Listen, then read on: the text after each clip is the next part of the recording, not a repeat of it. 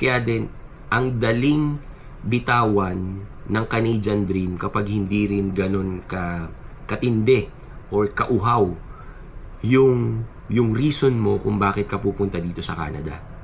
Right?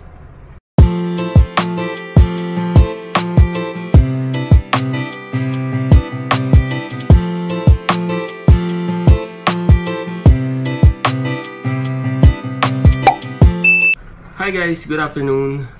So, today is Wednesday, right? So, kalahati na naman ng week at malapit na naman tayo mag-weekend, right? So, ang weather natin dito sa BC is very, very amazing. So, nakikita nyo naman sa background ko, ang sikat ng araw is napakaganda, right?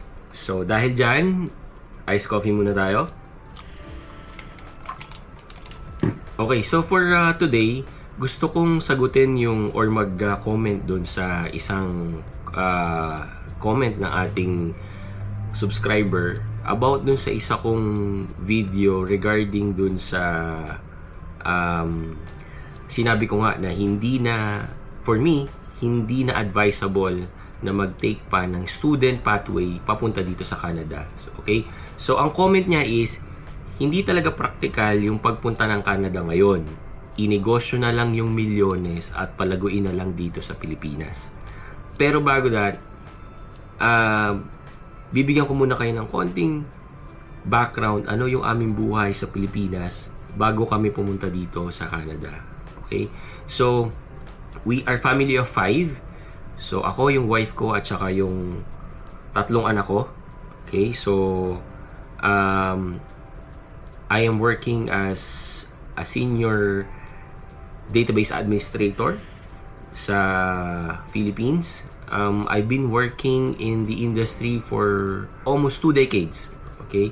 So, bago kami nagpunta dito sa Canada. Okay? And then, so far naman, okay yung work ko. Maganda yung pasweldo. Tapos yung oras ko pa is panggabi at nasa bahay lang ako, guys. Right?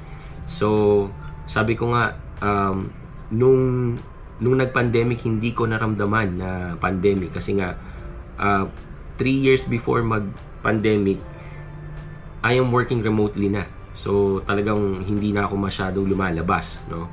And for me, that is a good thing kasi mas nakakapag-focus din ako sa mga anak ko. Hindi na ako nagbabiyahe, wala akong traffic and everything. So, okay yun sa akin. So, in terms of work, wala akong reklamo. Maganda yung work ko sa Pinas, right? And yung wife ko naman is also working in one of the big companies in Makati. Alam niyo na siguro yun, no? Na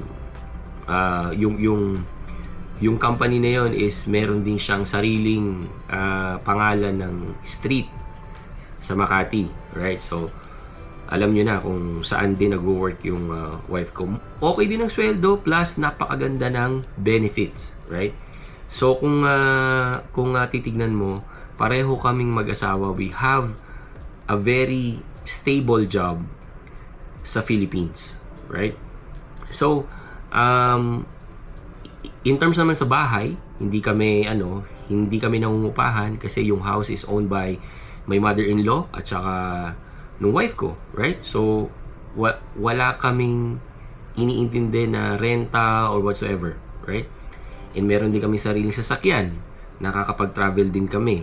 Nabibili namin lahat ng pangailangan ng family, wants or needs yan, kaya naming makuha. Okay? So, kung iisipin nyo, we have a kinda perfect life in the Philippines. But at the end of the day, siguro nagtatanong kayo, bakit nyo pa rin piniling umalis ng Pinas? Right? So, okay. Now, we will go to the deciding factors kung bakit namin talagang na pag-desisyonan na kahit na sa ganda ng work namin and yung lifestyle namin is okay naman, bakit pa rin kami or bakit pa rin namin napili na pumunta dito sa Canada, right? So number 1 guys is sabi ko nga sa wife ko, kung kaming dalawa lang at wala kaming mga anak, hindi na kami aalis ng Pilipinas, guys. Ano pa bang kailangan naming makuha? Ano pa bang kailangan naming ma-achieve, di ba? Pero guys, nung dumating yung panganay ko, yung pangalawa ko at yung bunso ko, nagbago na lahat. Siguro ito guys, maiintindihan ako ng mga nanonood sa atin or sa akin na meron ding sari-sariling family, right? Of course, we want to give the best for our kids. Hindi yung pwede na, no? Gusto namin yung the best, yung top of the line, di ba? So, doon ngayon pumasok yung idea na sapat na ba tong mga na ibibigay namin para sa mga kids namin, di ba? Alam naman namin na meron pang mas better, di ba? So yung anak ko, yung panganay ko is pinasok namin siya sa Lasal. Siguro nag-iisip kayo, bakit kasi doon? Ang sobrang mahal doon, di ba? Again, sabi ko nga, we wanted to give them the best of everything, education, lifestyle, you know, but not to the point na i-spoil namin sila. But kasi sa amin, education is really, really important. So, of course, pupunta kami dun sa one of the best schools sa Pilipinas. Para sa amin lang naman, di ba? So kaya namin siya dun pinasok. Grade 1, guys, magkano ang tuition fee? Lasal? 150,000. Right? Kaya namang pag-ipunan, guys. Kaya ng work ko, kaya din ng work ni Mrs. Walang problema dun. Pero, paano kung meron naman palang libre pero the same ang standards? Ayaw mo ba naman para sa anak mo? 'Di ba? So dito sa Canada, libre sila ng school from grade from elementary up to high school. And of course, we are in the first world country. Hindi natin 'yon madi-discount na of course iba ang level or iba ang quality ng turo dito versus sa Philippines. Again, hindi ko po sinasabing pangit ang turo sa Pilipinas, wala pong ganun. Ang sa akin lang, that is the reality, right? Here in BC, so meron ditong university called UBC, right? So University of British Columbia, I think nasa top 30 siya in the world na school. So, 'di ba? Ayaw mo ba na magkaroon yung anak mo ng chance na mag-aral sa ganung school, 'di ba? So, 'yun. So, 'yun yung isang deciding factor, no? Gusto namin silang bigyan ng malaking chance sa mga katulad na schools na yon na magiging edge din nila in the future, right? And secondly is about health, you know. It made me realize when yung isang malapit sa amin na kamag-anak is na hospital, no. So nagkaroon siya ng issue sa puso at kailangan niyang ma-bypass and everything. So pinasok siya sa isang napakagandang hospital sa BGC, no? And based sa pagkakakwento sa amin, ang bill nila is for almost a month umabot ng 6 million, guys. 6 million pesos. So just imagine kung wala kang ganung pera sa Pilipinas, saan ka dadamputin, di ba? Again, marami pong magagaling sa atin ng mga doktor, mga nurses, sobra talaga. Mas but again, kung wala kang pangtustos at wala kang pera para doon, paano mo ma-avail yung mga ganong services? Dito sa Canada, they are free.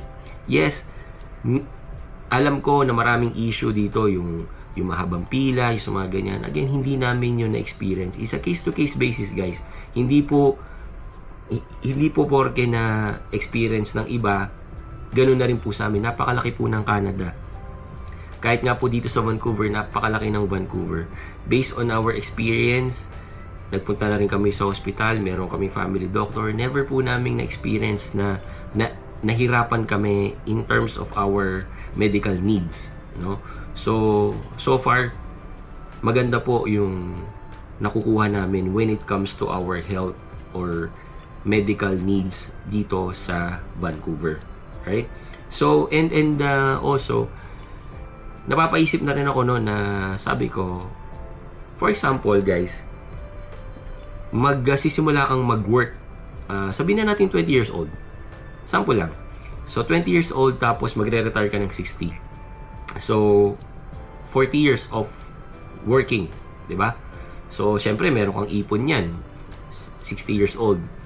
But, majority of your income or your savings, when you reach the 60 years old at nag-retire ka, saan nyo, yung malaking portion ng savings, possible saan mapupunta? Hindi ba sa medical? Kasi syempre meron ka ng mga nararamdaman, may mga maintenance ka na and everything. So, kailangan mo yung i-account, di ba? Na kailangan ding mabawas doon sa savings na meron ka, di ba? Of course, meron din naman mga solutions ngayon dyan sa Philippines like yung insurance and everything. But again, kailangan mo pa rin bayaran yun. Di ba? So, yun yung second. It's about health, di ba? And ito yung next, pag-uusapan siguro natin to next time ng mas mahaba. And it's about the pension, right? Right now I am working in a Crown corporation, meaning managed and governed by the government, funded by the government. So meron kaming pension plan apart from the pension plan na makukuha din namin sa government when we retire. And you know, sabihin natin hindi siya ganun kalaki, but can sustain us, right, when we stop working. So yun yung kagandahan dito kung bakit din kami nag-decide na pumunta dito sa Canada, right? But again, it boils down, guys, to the question, bakit ka ba magka-Canada or bakit ka nag-Canada? Di ba? Or bakit ka pumunta sa country na yan or nag-migrate sa country na yan? So, again, yung comment po ni ma'am na magnegosyo na lang, no? Yung milyones na gagastusin mo sa student pathway, inegosyo mo na lang. Well, tama yun on some point. Again, babalik tayo doon sa question na bakit ka ba magka-Canada? Di ba? So, si ma'am, based on her comment, para sa akin, ang target na talaga kung bakit siya magka-Canada is makaipon and then mag-invest ng negosyo sa Philippines. Pero again, hindi mo naman kailangan ng pumunta ng Canada kung meron ka namang milyones at gusto mong magtayo ng business. Pwede mo yang gawin sa Pilipinas kahit hindi ka pumunta ng Canada. Right? Kaya din, ang daling bitawan ng Canadian dream kapag hindi rin ganun katindi or kauhaw yung reason mo kung bakit ka pupunta dito sa Canada. Right? Sa amin, hindi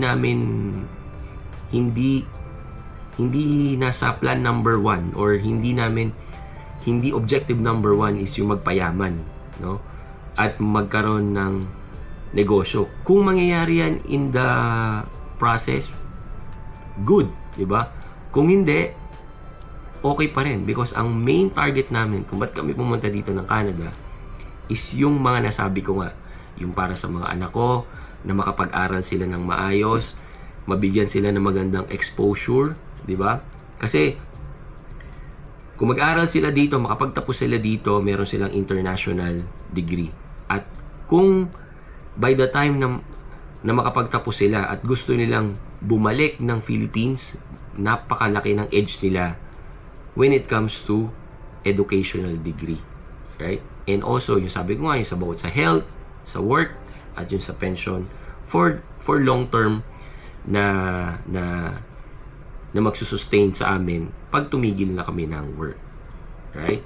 So, yun yung aking sagot or comment doon sa ating subscriber. Kayo guys, ano ba ang reason nyo kung bakit kayo magka-Canada, or kung nandito na kayo, bakit kayo nag-Canada, or bakit kayo aalis ng Pilipinas at magmamigrate kayo sa ibang bansa?